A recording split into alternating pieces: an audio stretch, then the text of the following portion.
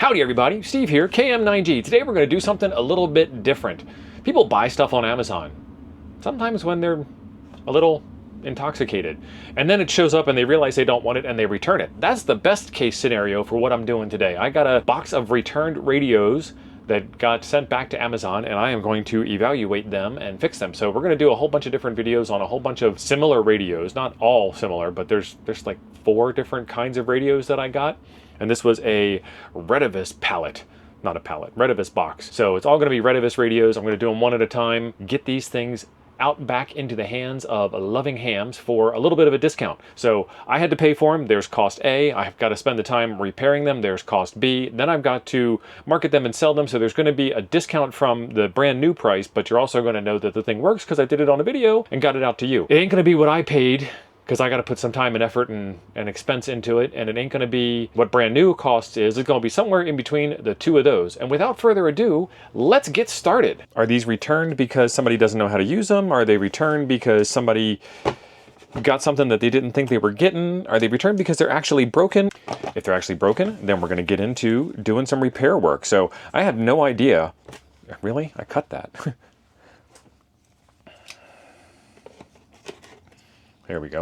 Leave the knife out this time. I have no idea if this is going to be working or not working, or what to expect when I get inside the box. Okay, so radio in a bag with a power cable. Take it out of the bag. It still has the shrink peel on the front, so that's a good sign. It looks like it's in really good, clean shape. We're going to do a couple of tests. We're going to check out, make sure everything is here that's supposed to be here. We've got the microphone, we've got a power cord. The power cord has not been used. That's tinned wire from the factory. I see a lot of radios that come with tinned wire. We're not going to use this either. There is a programming cable. I will test this out as well. Mounting bracket. Boy, this is already better than an ICOM radio. You get all the stuff you need. And then the accessory kit hasn't been opened. I have a high degree of confidence that this radio hasn't even been turned on at this point. So I don't know what motivates people to buy things and then not actually use them, but you know, you do your thing. All right, we're gonna need a microphone to test. Like I said, I'm not using the built-in power cord. I am gonna use the programming cable. And then all of the original packaging was in there like it's supposed to be. Well, maybe somebody got it, opened it up, and went, "Ooh, that's ugly." I actually think it looks nice. I do have a ton of videos on this RT95 radio. I happen to like it. It says power out 25 watts.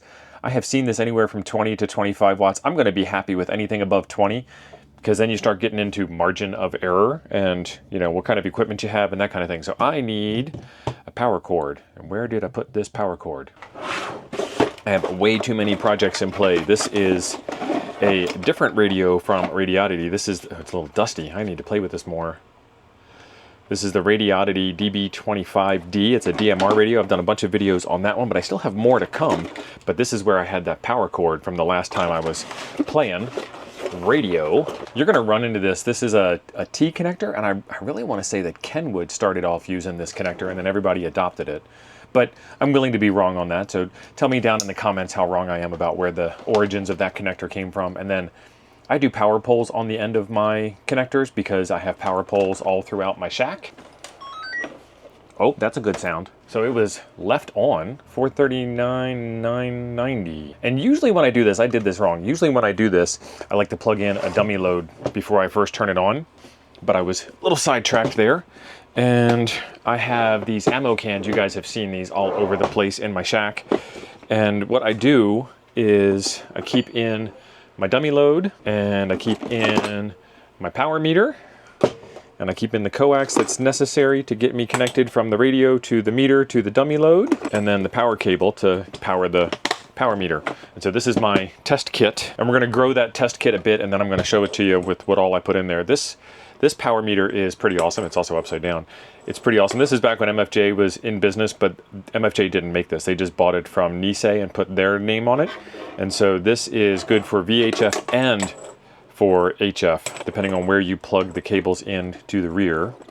And on these SO239 connectors, there are these little notches, and down inside here there are also some notches.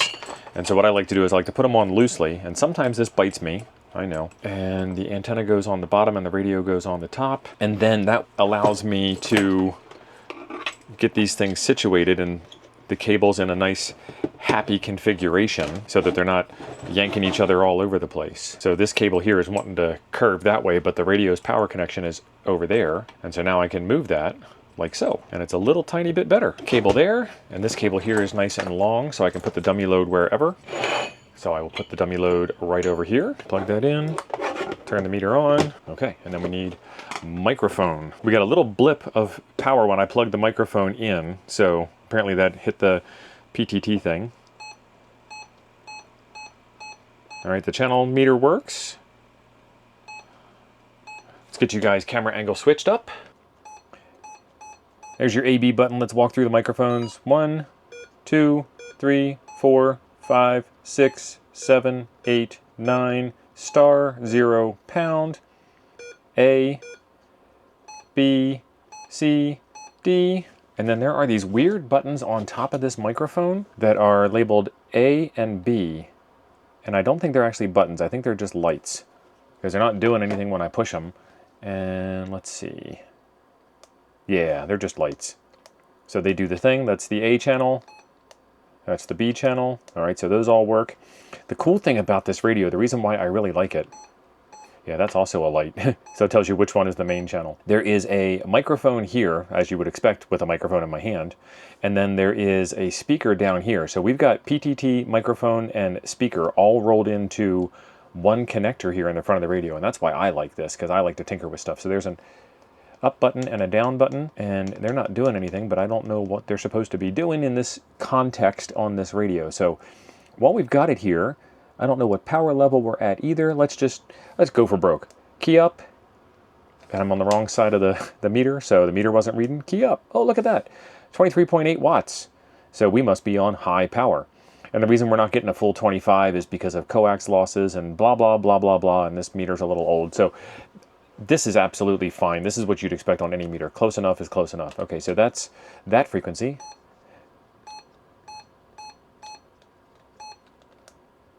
And that was UHF before. This is VHF now. And I have seen plenty of people say that this is a 20 watt radio on VHF.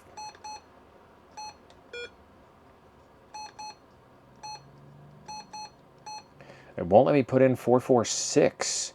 So this is probably on the wrong band plan internally, and that might be why this thing got returned, but you can easily switch this. So let's unlock it. First turn off the radio, and this is a magical 3-finger salute, which is going to be hard. Press the function key, the P4 key, and turn it on. And then let go, and we should be in a special mode. I think I missed it. Turn it off again. Let's be more patient and wait for it to boot up all the way. Test mode, there we go. Okay, and so down here you see a bunch of different things, and then we need to switch to channel 43. All right, so that knob works, and the function and the P4 and the on button work. It says mode 01. So then on the microphone we PTT, and we change modes, and each of these has a different set of frequencies to it. Now we're on mode 3, and then we need to reboot it. And actually I want to be on mode 2 before we reboot it. So PTT again, mode 2, got it, and then turn the radio off. Closing, turn the radio on.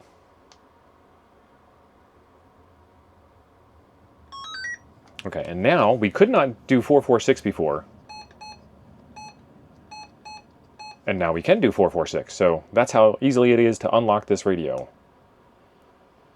And let's see, do we get like GMRS frequencies? 465,562? Yeah. 20 watts on GMRS frequencies. I need to change the step to be able to enter that 2 in, because I think it's 465,562.5. But we're getting power out on the GMRS frequencies. Again, I'm into my dummy load over here, so I'm perfectly legal to do this, and I'm a ham. But you can't use this radio legally as a GMRS radio. If this was sold as a GMRS radio and I migrated it to ham, I could use it legally as a ham radio, but then I couldn't use it as a GMRS radio. The laws are strange. Okay, so this should switch A and B. It does. This should switch from voice to memory. It says error. So that's probably programmed to something different. We'll take a look at that in the CPS software.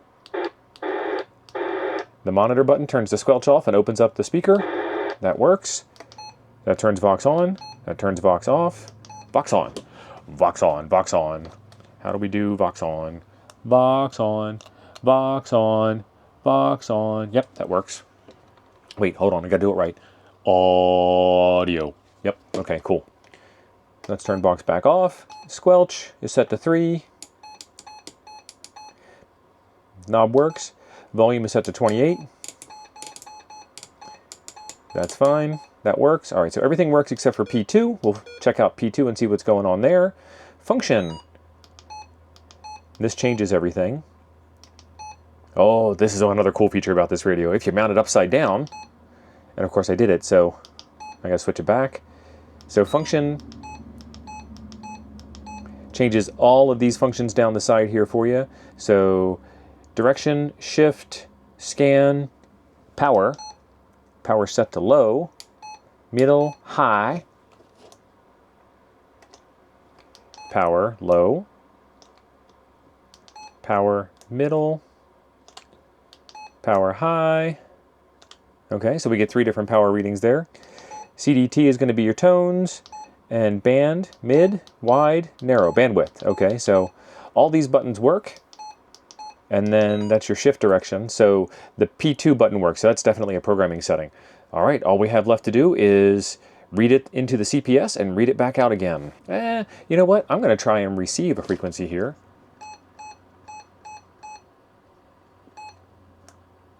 All right, so that works. Let's turn on my test radio. Ooh, super sexy radio. KM9G testing. Ooh, it works. KM9G testing 1 2 3 1 2 3. KM9G testing testing testing. Perfect. Here we go the other direction. KM9G testing. KM9G testing testing 1 2 3. All right, transmit and receive test works. Perfect. Now we can do the CPS. Okay, I have moved over to my Mac desktop, which I'm going to use to remote control the Windows machine behind me, which you might not be able to see when we switch camera angles and everything. I'm going to play with something new. I always do the remote control of the computer, but I'm going to use a different remote control software, and then we're going to install the CPS, the programming software for it, and then we're going to try and connect to the radio and see how it all works out. So step 1 is I got to get connected to the other machine behind me, and I'm going to use TightVNC. I've already installed TightVNC server on that side, but when I was doing that, I saw that there is this new remote Ripple, a modern VNC client for Windows, Mac, iOS, and Android, and I'm intrigued. Oh, it's in the App Store. I just want to download it directly. I don't like the App Store sometimes. Server. Other tools. Okay, fine. App Store it is. Launch the App Store, and this thing is called Remote Ripple. There it is. Get it. Install it, because for some reason I have to push it twice. Get isn't enough. I got to do get, then install. And now I have to do my Touch ID to install. And I just paid for something for free. Use your software, people. Of course, I'm saying that in the context of installing ham radio software that no one has used for decades. All right, it is ready to go. I'm going to open it, close down the Play Store, and close down that. I can close down that. It started up on the other screen, so now I'm going to bring it over here. The IP address, 192.168.12.129. Go ahead and try and connect to that from your machine. Ha ha ha. That won't work. Those are internal, privately non-routed. I just searched for it. I should hit new. 192.168.12.129. I'm going to leave these all blank and see what happens. Like to be able to find devices on the network? Yes. Thank you very much, macOS. Let's try it again. Type in your password. Don't look at my password. There it is. That's pretty easy. All right, I need to shrink this down a bit. And unfortunately, yes, this is a Windows machine, but most ham radio software is Windows. Okay, so we are awake now. And I need to go to Redivus website and get the RT95 software. This radio is currently $124.95. You save $50, and this one is the one that comes with the programming cable. So $5 more for the programming cable. Okay, and then what is this table tripod thing? What are you going to do with the tripod? This radio doesn't have a 1/4-20 mount on it. The thing I said about using your products earlier, yeah, this is what I'm talking about. So as a bit of a background, Retevis doesn't make this radio. Anytone makes this radio. So why they gave you a table tripod, I have no idea. But sure, maybe you want to start a YouTube channel. I need to go down to support at the bottom and firmware, software, Vox software, and the driver installer. I'm going to do just the software. Windows 11 has problems with driver. The wonders of modern technology. If you want job security, get yourself into anything to do with IT, because I just lost a whole bunch of footage because my recording software stopped recording the screen. It was recording the camera, but the screen share that you see over here just wasn't working. So lost some footage. We're halfway through the install here. What I did was I downloaded the zip file, and I was talking about how I was just going to go for broke. Just do this as if I was a regular old user. I want to get the programming software. I'm getting the programming software. I'm not going to do anything else other than that. The programming software itself comes down as a zip file. And then if we look, inside the zip file, there is only one file. And so Windows has the ability to treat a zip file as if it was a folder. They call it zip folders. And if there was more than one file in here, I would have extracted the zip archive into its own folder, and then I would have used it that way. Because what happens when you try to run a program from inside of a zip file, it's only going to extract that one file and run that one file, and that one file is not going to know about all of the children that it needs that it can't find. So that's where we are with that. I'm going to close this window now, and I'm going to get rid of this. And that brings us back to our installer. When I ran the installer, it wanted some special permissions, so the screen cleared and it asked me, would you like to allow this? Of course, I'm trying to install some software. I chose to do the thing. Therefore, the action that I took equaled the prompt to do the thing, to protect me from myself. Yeah, I'm okay with that. So I'm hitting next. And we're hitting next. And this is a typical Windows install procedure. You hit next until you get to the end, where you hit install, and then it copies, 7 files or so over. And it says launch the RT95 software. We're going to do that, and the software is working. However, I do not have the radio plugged in, so that's the next step there. So none of this is going to work until I get the radio plugged in. So I'm going to close the software out, and then we're going to go plug in the radio. So programming cable in hand, it goes into the microphone hole in the front. And if you just push it in, the little rubber booty on the microphone connector stops it from going in all the way until you push it, listen for the click. And now it is in all the way and won't come back out. And then I need to take this and plug it into the computer. I have my keyboard plugged up front. There is one more plug in the back, and you always do USB backwards. Plugged it in, good to go. All right, we are setting up a device. We are setting up USB serial controller, and it just kind of went away just as quickly as it came by. So I'm going to go down to Device Manager, and we'll make sure that it's there. Device is ready. Okay, so it came back and said Prolific, blah, blah, blah, is ready at COM3. So I'm going to double check my ports to make sure I don't have any.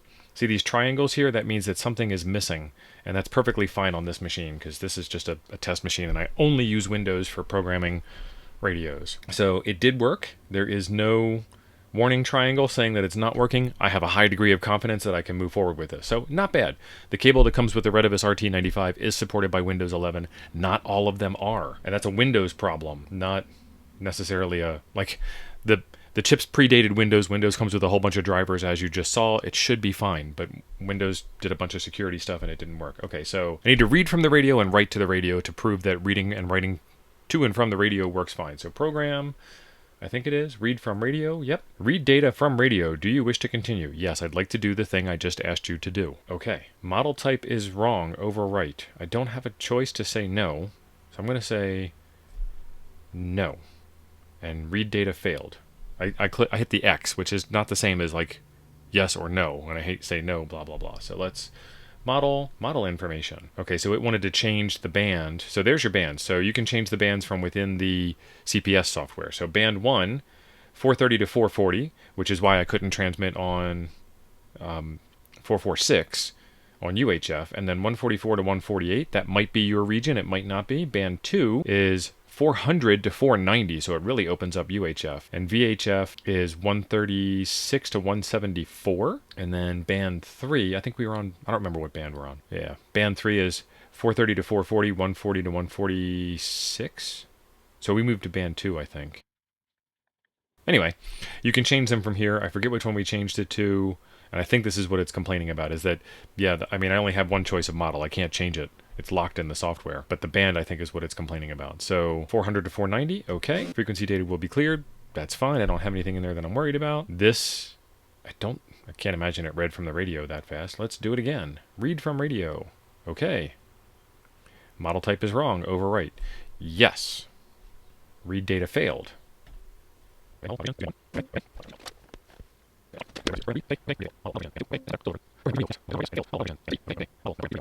Well, this is an unhappy deal. Let's try write data to radio. Yes. Overwrite. Band error. Write data failed. Okay. Now I've messed with this so much I don't even know where it is. So I need to go and do the 3-finger salute on the radio and verify what band it's in, and then we'll be back. Okay, so that was the problem, was that it got stuck into some kind of programming mode, and we're on mode 2. So I'm going to go model information and put it on band 2 and hit OK. Frequency data will be cleared, perfectly fine. Now I'm going to do program read from radio. Yes. Overwrite. Data failed. Okay. And the display capture failed. I don't know where it failed, but it was a whole lot of nothing. So let's do Chirp Next download, because it's now called Chirp Next. Download the latest Chirp Next build here. Chirp Next installer. And finish. Finish. Okay, good. Open the file. Yes, I'd like to install it. Close the browser. Click Next to continue. Sure. GNU GPL. Sure. Run Chirp. Why, sure. Agree. Radio, download from radio. Port, we know it is COM3 from before, and it's prolific serial port. Vendor is going to be Redivis, so it doesn't do it that way. Redivis. Model is going to be RT95 Vox. This is experimental support for the RT95. Please send in bug and enhancement request. Do you accept the risk? Yes, I do. And then we're going to say, okay. Radio's in regular mode. Okay. Radio's in PC mode, and we are cloning. So it was a problem with and my screen capture failed again. Look at that. We're cloning. Just like I said we were. So all I did was pick the appropriate Redivis model from the Chirp download from radio option. I picked the right COM port, COM3, because we knew that from before, and it's downloading. So what I was saying before I was rudely interrupted by screen capture software, Chirp supports it just fine, which means that the radio programming is working fine, but the programming software is not working fine from the factory. But Redivis doesn't write the software. Anytone writes the software, so just use Chirp is the moral of the story. Chirp away, be happy. All right, and the radio's back to operating mode. Settings for the radio, a whole bunch of settings you can tweak in here. I'm not going to mess with these. I just wanted to see that they were there. And I'm going to write a memory 146.52. I'm going to call it 2M call, 2 meter call. Tone mode is none, although you can pick a tone if you wanted to. You can tell it what the tone is that what the tone is under the mode of tone that you picked. Tone squelch. These are all tone settings. Duplex. Okay, so this is which way the offset goes. So plus, minus, or split. Frequency. Tell it what the frequency is. Cross mode. And Chirp is really generic, so this radio probably doesn't do cross mode, but they're not going to rewrite the entire screen just for one radio. Mode is FM. Skip is skip and scan. Power. Let's make it to high power. And comment is probably not going to get to the radio. This is a test. Okay, so now I have a single frequency in there called 2 meter cal. 2 meter call. There we go. No. Okay, 2M call. Okay, so there's a limit to the number of characters you can put in the name field, and they're all uppercase for this radio. So now we do radio, upload to radio, and we say, okay. And it says PC write on the front of the radio, and we are PC writing. Everybody was PC writing. This transfer is not fast as lightning. Oh, if only ham radio could come out of the 1980s. Give me a USB-C port. Give me some stupid fast data transfer rates. Programming. Done. I mean, this is one frequency. This is what? 128 bytes max? Come on, guys. Think of all the poor hams out there cloning their radios and just having to waste this much of their lives while they're cloning their radios. This is whole seconds of my life that I will never, ever be able to get back. Not to mention that I have to do this in editing, and then I have to do it in preview, and then I have to upload it. I'm not whining though. I love you all. You guys are amazing. And I actually have to do this twice. But on the second go through, I'll save you the agony of watching me be defeated. Okay, so let's actually I have to do this 4 times. Radio has rebooted. Let's take a look to make sure that we go into memory mode, and then that might be the reason why we couldn't get into memory mode before, because there weren't no memories, and then see if 2-meter call shows up. First we need to switch over to memory mode. Hey, that works now. It says 14652. It doesn't say the channel name, so let's see what we can do about the channel name. All right, there is nothing in the soft button settings for channel name. I'm going to long press function. Function menu, push the big knob, get into the function menu. Display FERC, display frequency. So press the big knob to get in there. Channel or name, NM, name. Press it one more time to save it. Get back out, get back out. Now it says 2M call. Awesome. So that has taken the non-working P2 button on page 1 and made it work. And we've also uploaded a frequency, and we've seen that it was 14652, and then we changed its name and saw that it was name. This radio is working. All right, she is a-working. That is awesome. So I think we did everything that this radio can do. We transmitted, we received, we programmed frequencies, we pushed all the buttons all over the place. One more button to push. Hang on, I gotta plug the mic back in. Programming cable out. Microphone in. Oh, crud. I gotta program in an additional frequency to do this. I'll be right back. Let's see if we can get all the focusing right on this. I have the microphone over here. I want you to see the screen on the radio. There are these buttons on the side that are marked up and down, and they're supposed to go up and down in frequency, but there is this slider here that I didn't see at first. So when you push up and down, nothing happens. And it's very easy to hit PTT when you do that, so don't do that. And then over here is this slider I showed you. Let's unslide it. Yeah, there we go. That's down, and down is working. And that's up, and up is working. So I just went through that whole process of rewriting the memories to the radio, which takes forever, so that I could find out that it wasn't the fact that the up and down buttons were broken. It wasn't the fact that there wasn't a second memory in the radio. It was that there's this slide lock switch on the side of the microphone that locks out only those two buttons. Weird, but confirmed, all buttons on the radio work. The radio, all the features work, all the things work. Programming the radio with the programming cable works, but the programming software from Retevis doesn't work. It's not the first time I've been disappointed by something in ham radio that should work that doesn't work. However, Chirp got the job done. Chirp is awesome. I love the guys over at Chirp. They do a fantastic job of keeping up with radios. If your radio is not in there, it's because they don't have it. This radio is for sale. So that was the whole point.